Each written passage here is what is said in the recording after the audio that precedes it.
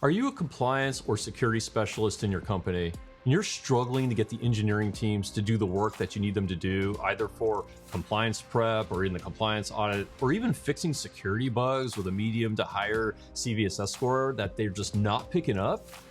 I mean, you go to them and you say, look, we're compliance, we're security. Aren't you supposed to be fixing this for the good of our customer? I mean, there's risk involved here. Well, we both know that that's not always very effective. And today I'm going to talk about two key ways that you can start shifting the mindset of how you approach engineers and the type of currency you use to positively motivate them to increase the priority of the work you need them to do and then to actually do it when you need it.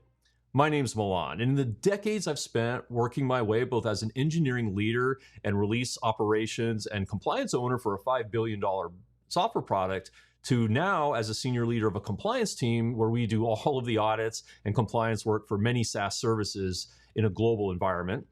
This has been an ongoing challenge in my career and many others that I talk to on this.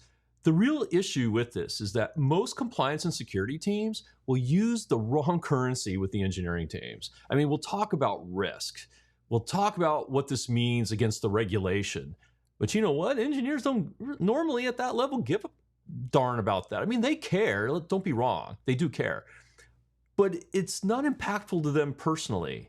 So their ability to comprehend where this fits into their own goals is really challenging. So the first tip is you have to translate that currency from what we traditionally used in security and compliance in the past, from risk into the product into the regulation, to how does it impact the engineers today if they don't do that issue. Here's an example that I've used in the past many times. Many times there's work that has to get done. That's just another list in their list of many things, and many of them medium lower because they're not exciting, they're not cool new features, it's not an immediate issue with like a crit sit or something, so it gets deprioritized lower. But they don't understand that what is the impact of not doing that work now versus doing it later. And this is work that most compliance and security teams may not actually do. I know they haven't, the teams that I've worked with initially, is you have to go look at that issue and go figure out in the engineering team, how does not doing it impact them later? An example would be, I'll use a security bug for this, and I've had a number of these. There's a security type of bug that requires you that you find late in a PCI scanning audit. Should never be there in the first place, but they get through.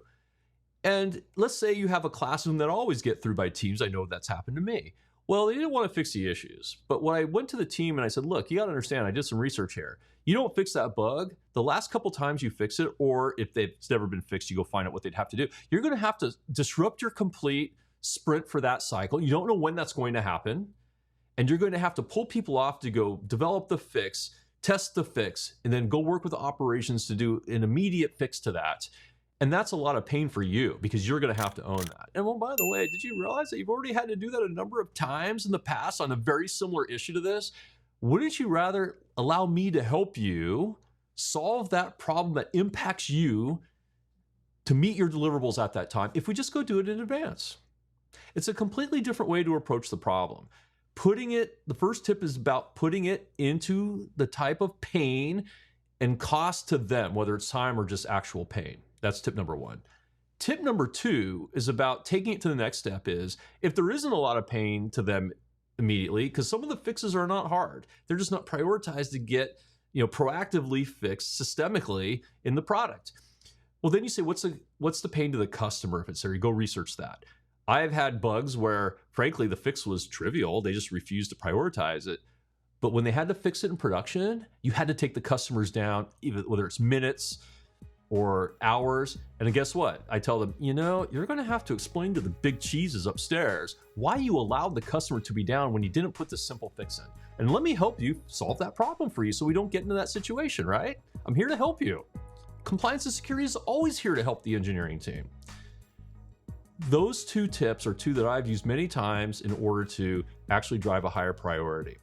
If this has been helpful to you, please subscribe and hit the like button. It helps with the algorithm. But more importantly, tell me down in the comments if you've used similar type tactics and share them with other people, or if you'd like me to go into a real deep dive on these, because this is just the tip of the iceberg on how to do it. I hope this has been helpful, and have a great day.